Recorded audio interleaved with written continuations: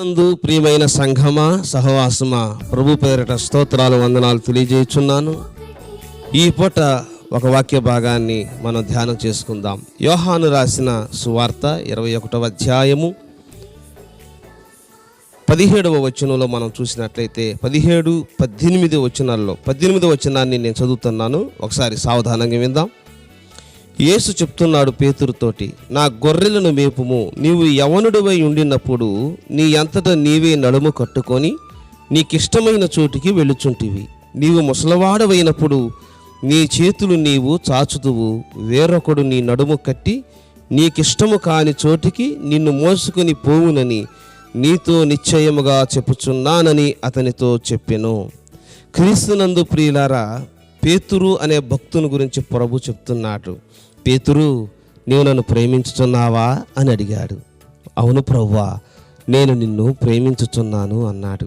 అయితే నా గొర్రెలను కాయి అన్నాడు. ఇలాగున యేసు ప్రభులు వారు 3 సార్లు అడిగేసరికి పేతురులో కొంచెం ఓవర్గా ఫీల్ అయ్యి అంటాడు కదా, ప్రభువా నీవే ఎరుగుదువు కదా నేను నిన్ను ప్రేమిస్తున్నానని అని అంటాడు. ఆ తర్వాత ప్రభు అంటాడండి ఇక్కడ, నీవు ముసలవాడవైనప్పుడు నీ చేతులు చాపుదువు, వేరొకడు నీ నడుము కట్టి నీకిష్టము కాని చోటికి నిన్ను తీసుకొని పోతాడు అన్నాడు. నిజమే, మన ఆలోచనలు వేరు, తండ్రి ఆలోచనలు వేరు. మన యొక్క పనులు వేరు, తండ్రి పనులు వేరు. ఆత్మదేవుడు, పరిశుద్ధాత్మదేవుడు వచ్చినప్పుడు ఆయన మనల్ని సర్వసత్యములోనికి నడిపిస్తాడు. ఆయన సర్వసత్యములోనికి మనల్ని నడిపించేటప్పుడు కొన్ని ఏరియాలు డిఫరెంట్ కలిగినటువంటి ప్రాంతాలకు ఆయన మనల్ని తీసుకొని ఆ అనుభవాలలో గుండా తీసుకెళ్తున్నప్పుడు ఒక్కొక్కసారి మనకు ఇష్టము కానట్టుగా ఉంటుంది. అయినను సరే ఆయన నీ నడుము కట్టి నీకు ఇష్టము కాని చోటుకెళ్ళా కూడా ఆయన నిన్ను తీసుకెళ్తాడు. మనం వెళ్ళాలి. క్రీస్తునందు ప్రియులారా, దేవుని యొక్క పరిచర్యలో అనేకమైన అనుభవాలు ఎదురవుతాయి. ఎదురు అవ్వాలి. అయ్యేటట్లుగా కూడా మనం ప్రభువుని అడగాలి. పరిశుద్ధాత్మని మీద మనం ఆధారపడాలి.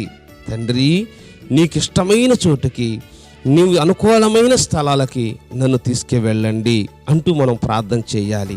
యేసు ప్రభులు వారు ఒకరోజు వారిని అద్దరికి వెళ్ళమని చెప్పాడు. నేను వెనకొస్తాను, మీరు పదండి అన్నారు. వాళ్ళు ఏదో బోట్ ఎక్కి త్వరగా బలవంతం చేశాడు. ఆ రోజు ఆయన బలవంతం చేయగా వీళ్ళు ఏదో బోట్ ఎక్కి మొత్తానికి వీళ్ళు శిష్యులు ఆ ప్రయాణాన్ని కొనసాగిస్తున్నారు. ఈ ప్రయాణంలో కాస్తంత దూరం మధ్యంతరం సముద్రానికి వెళ్ళిన తర్వాత ఎదురుగా వీళ్ళు ఆ దోణిను నడిపించలేనంత గాలి ఎదురవటం చేత వీళ్ళు ఆ ప్రయాణం కొంచెం కష్టతరమైంది. వీళ్ళు ఏమనుకున్నారంటే, అయ్యో ప్రభు మనతో ఉంటే బాగుండేది, బోధకుడు మనతో ఉంటే బాగుండేది, సమయానికి ఆయన లేడు, ఈ వాతావరణం చాలా ప్రతికూలంగా ఉంది, ఆయనేమో మనల్ని ఒక్కళ్ళని వెళ్ళమన్నాడు, ఆయనేమో రాలేదు అంటూ వీళ్ళు కొంచెం ఫీల్ అయ్యారు. కొంచెం అయిష్టంగా, కొంచెం హృదయంలో కొంచెం బాధగా, భయంగా, వేదనగా ఈ గురైన వేళల్లో దేవాతి దేవుడు, మన ప్రభు రక్షకుడు నీటి మీద నడుచుకుంటూ వస్తున్నాడు. కొన్ని పర్యాయాలను ప్రభు మనల్ని ఒంటరి ప్రయాణం చేయించి అలాగనే మనల్ని విడిచిపెట్టడు. ఆయన వస్తాడు మనతో పాటు. మన శ్రమలలోనికి వెళ్ళక ముందే తండ్రి మన దగ్గరకు వస్తాడు, మనతో ఉంటాడు. ప్రియులారా, ఈ లోకంలో మీకు శ్రమ కలుగును, ఆయనను ధైర్యం తెచ్చుకున్నది, నేను ఈ లోకమును జయించి ఉన్నాను అన్నాడు. లోకాన్నే కాదు, లోకములో ఉన్న శ్రమను కూడా జయించాడు. ఆ తండ్రి మనతో ఉండగా మనం భయపడవలసిన పని లేదు. మనం పూర్తిగా ఆయన సరెండర్ అవుదాం, ఆయనకు లోబడదాం, ఆయన మాట విందాం, ఆయన పని చేద్దాం. అటు కృప ప్రభు మనకు దయచేయును గాక. ఆమేన్, ఆమేన్, ఆమేన్.